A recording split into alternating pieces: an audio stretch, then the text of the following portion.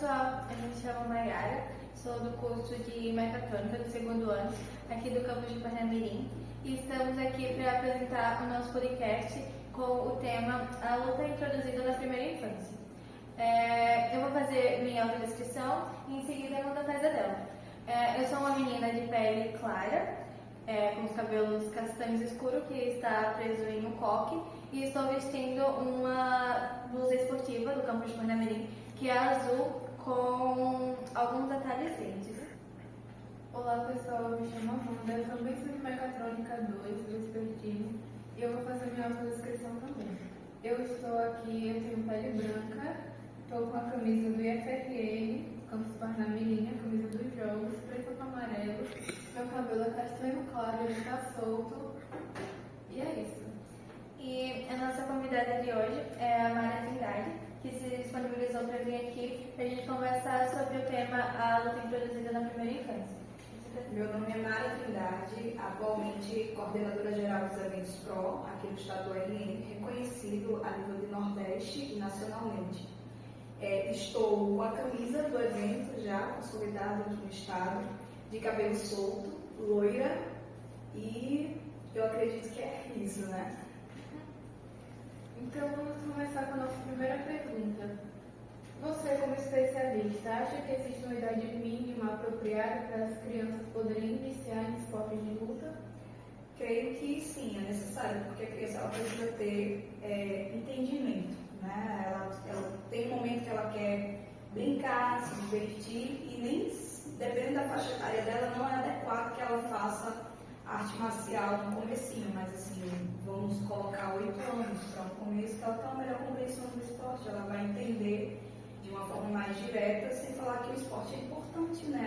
A arte marcial ela disciplina, ela ensina a criança situações que às vezes se faz necessário no âmbito do esporte, se faz necessário na vida, né? O esporte ele vem se destacando muito, principalmente a parte de artes marciais, aqui no estado do RN. Então tem que ser uma idade que a criança já tem mais responsabilidade, né? Que saiba situações importantes, como ter a responsabilidade de saber que determinadas ações podem machucar o coleguinha, que ele precisa entender algumas situações. E quando ele é muito pequenininho, ele meio que ele não compreende. Então seria mais uma recreação do que propriamente a execução, né? A gente trabalha mais com atletas de competição. Então a gente recebe eles muito pequenos. E aí, nosso maior intuito hoje como evento, na realidade, é impulsionar para que eles sejam bem recebidos e que tenham vontade de permanecer nesse mundo, né, que é o segmento do jiu-jitsu especificamente. É necessária uma preocupação, não? Exatamente. Seguindo uma podcast, você acha que quais são os desafios e preocupações que os pais devem ter em considerar inscrever os filhos? Para mim, eu acho que o ponto principal é saber onde você vai colocar o seu filho para começar. Ter a consciência de que ele vai estar sendo instruído por um professor que tem que ter um discernimento, que tem que ter uma história, que tem que ter um trabalho direcionado para aquelas crianças, né? Porque ele está educando. Então, existe essa questão da responsabilidade com a criança. E o ideal é ele ter mais cautela, acompanhar diretamente os treinos, porque uma criança ela não pode permanecer sozinha no centro de treinamento. O ideal é que os pais estejam do lado, vendo, acompanhando, incentivando, até para que ele possa ter ciência também, porque geralmente os pais não praticam. Existem os que praticam e que querem ser seus filhos, mas existem aqueles que não praticam, mas que têm interesse em conhecer e a preocupação e todo o cuidado e zelo. Aqui no estado do RN a gente tem várias academias especializadas no cuidado das crianças, né? Que a formação começa desde cedo. Bom, como você disse, vocês pegam profissionais desde muito jovens. Isso. E é uma área de competição, então como vocês lidam com a competição, com a rivalidade nesse ambiente? Bom, a gente tem 10 anos de atuação aqui no RN. E nesses 10 anos a gente não recebia criança, acho que nos 2, 3 primeiros anos. Com o tempo, isso foi se intensificando. 30% do evento era de crianças, depois 40% e na nossa última edição quase 60% se tornou de crianças. E se você me perguntar como é que a gente faz para ter esse autocuidado, né? A gente dobra o número de colaboradores, porque a gente sente a necessidade de tratar a criança como algo muito sério. A gente quer que ele se sinta acolhido. É muito complicado ver uma criança perder, ele sente, ele chora, ele sofre, então a gente sente junto com ele, porque a gente quer que ele entenda que no jiu-jitsu não existe derrota, que existe na realidade é o aprendizado. Ele pode ganhar, mas ele pode aprender. E naquele momento ele está no comecinho, então às vezes uma competição pode fazer com que ele não queira mais, ou fique mais motivado a continuar. Então, ali é só uma parcela. A gente recebe a criança em um dia específico de evento, mas ele tem toda uma construção dentro de uma academia, por um professor, por um perfil relacionado à academia que os pais decidiram colocar. Entendi. Bom, quais você acha que são as medidas de segurança necessárias para que tudo aconteça direitinho, né? Bom, a gente tem os melhores árbitros hoje aqui do estado do RN que são responsáveis por olhar diretamente, até porque às vezes o atleta ele se cobra, mesmo sendo pequenininho ele se cobra. Então às vezes ele deixa de pedir para parar a luta, que a gente chama bater, desistir da luta, às vezes pela pressão que ele sofre por parte da academia, do professor. E ele pode ter uma sequela dessas ações, ele pode, de repente, desfalecer. Então, a gente tem uma equipe especializada que fica atenta ao ponto de parar, de impedir que a luta se prossiga.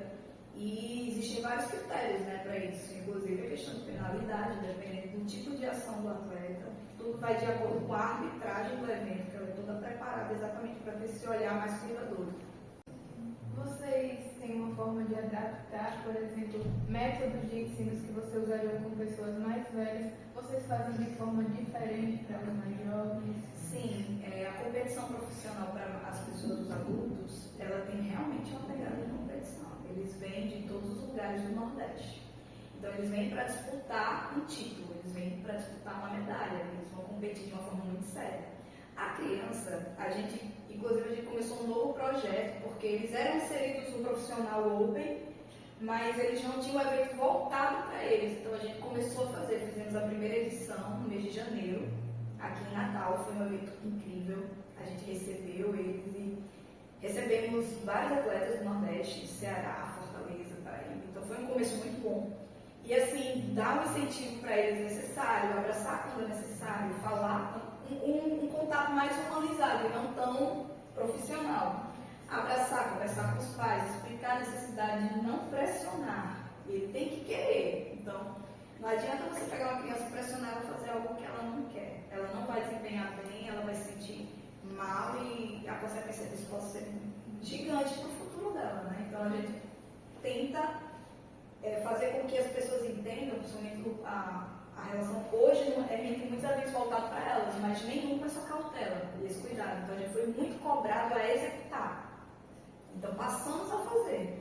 E fizemos e foi uma experiência muito boa. É muito bom trabalhar com criança, né? Criança é uma graça em todos os sentidos. Legal, eu acho que realmente é muito necessário que eles tenham vontade de. E vocês estão convidados a conhecer o Pro Open que vai acontecer em abril. Vai acontecer em abril no ginásio Nélio Dias, que é o único lugar no momento que comporta o número de atletas que a gente recebe. E lá vão estar eles, inclusive campeões mundiais, crianças que são incríveis. Que você olha assim, não é uma criança, mas é uma criança. Continuando. Como é lidar com medo de lesões ou que as crianças se tornem excessivamente agressivas devido à participação em atividades de luta? A gente não permite qualquer tipo de agressão velada dentro do nosso ambiente de atuação. Caso aconteça, eles podem ser penalizados com afastamento na equipe, pode ser banida. E assim, já a situação das lesões, a gente tem uma equipe especializada que fica atenta durante toda a execução do evento, com todo tipo de aparato necessário, da ambulância, profissionais da área da saúde, do médico ao socorrista, exatamente para evitar esse tipo de situação. Mas aí é o último momento, porque a gente tenta se garantir desde o primeiro momento da execução com os melhores profissionais, exatamente para não chegar a esse ponto. E até hoje, criança lesionada, creio que a gente não teve. Teve uma dorzinha, alguma situação, mas que era resolvido dentro do próprio evento, não chegou a acontecer algo mais grave. Eu acho que esse negócio sobre a agressividade das crianças é muito por causa do... Eles são muito indefesos ainda, eles não sabem separar muito bem o esporte da vida pessoal. E eu conheço até casos em que as crianças elas entraram em artes marciais muito cedo, ainda não tinham essa maturidade para lidar e acabaram trazendo a agressividade da luta para a vida real, para as brincadeiras com outras pessoas. Mas creio que como vocês pegam crianças já de 8 anos acima, não tenha tanto esse problema. Na realidade, a formação da criança dentro de uma academia, mas a relação familiar pode ser um fator decisivo para ela ter um perfil de violência. Não necessariamente isso seja vinculado às artes marciais. A arte marcial, na realidade, ela disciplina aquela criança a não cometer os excessos. Mas, naturalmente, ela tem uma formação pessoal, que pode acarretar um problema muito maior. O que nós vemos atualmente são crianças muito focadas em celular, e criar uma situação para que essas crianças saiam desse mundo virtual. A gente está vendo muita violência nas escolas, da parte até verbal, até o ponto de chegar às vias de fato. A gente está vendo com muita preocupação. E isso não se dá pelas artes marciais, na realidade se dá por uma gama de fatores que envolve inclusive a parte docente do próprio ambiente escolar, que não combate assim de forma mais efetiva. A gente vê crianças sofrendo bullying e as escolas, infelizmente, não tendo a prática adequada para limitar. Às vezes o pai ou a mãe termina colocando com a ideia de que a criança fazendo algum tipo de arte marcial vai se defender, e a gente vê isso constantemente, porém não é adequado. O adequado é procurar a direção da escola, tentar tratar da melhor forma possível, para que isso não venha acarretar um problema maior. E a gente está vendo muita coisa acontecendo.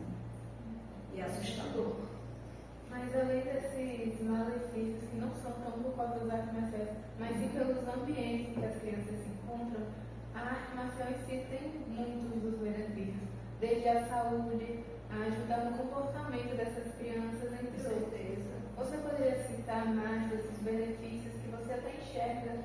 Eu vou falar até pelos atletas da família, né? Tem pessoas da família que mudaram completamente sua rotina, ficam mais proativos, naturalmente. Ele vai cuidar mais da saúde dele, ele vai procurar se alimentar melhor, ele vai ter cuidado com os horários, ele vai respeitar, principalmente, dependendo do lugar onde ele esteja, porque ele é obrigado a tratar as pessoas com respeito.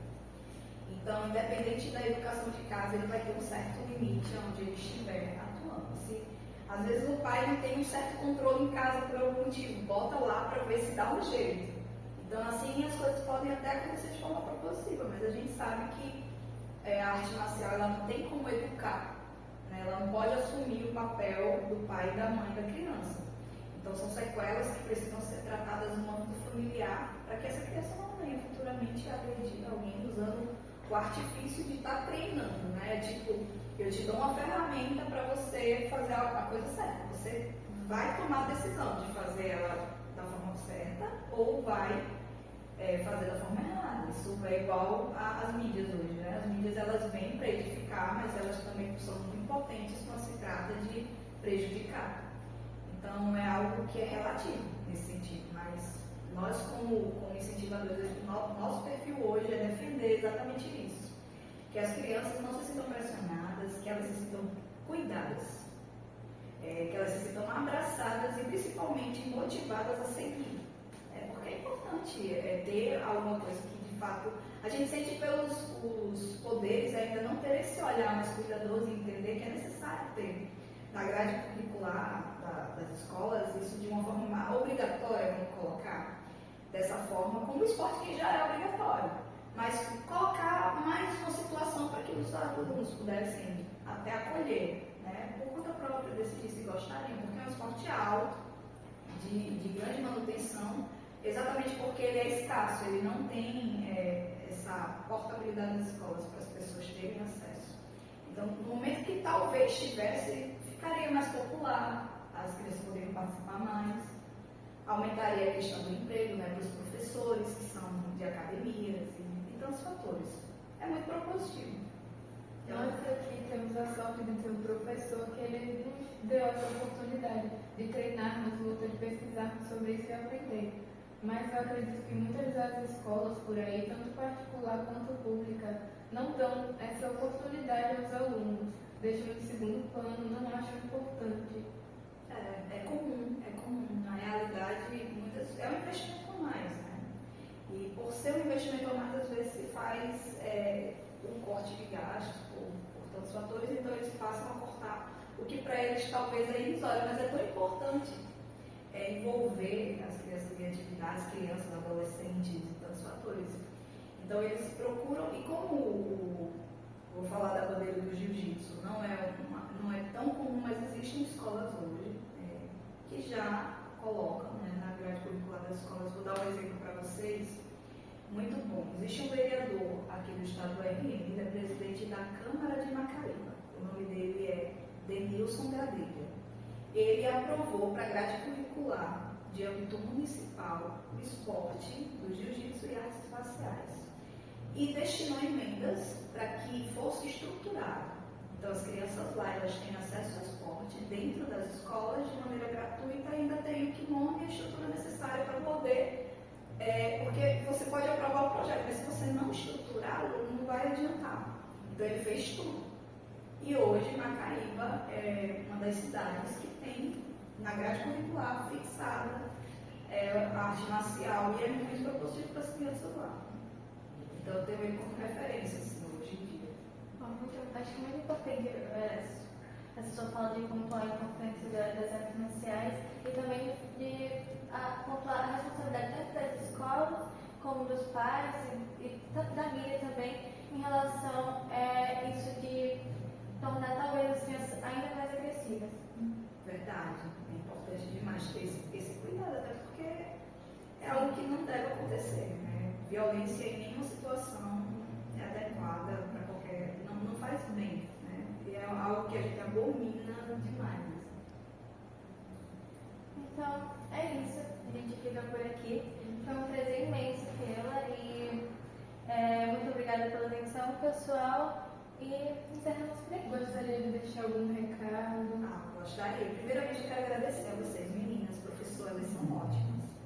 E assim, para nós que fazemos o ProOpen hoje, a gente está completando 10 anos e meio que casou. A gente começou um projeto novo para crianças e vocês simplesmente encontraram a gente nesse momento. Eu acho que tudo tem razão de ser. Então, obrigada por terem me convidado. Para mim é uma satisfação enorme e sempre que precisarem, a gente está à disposição.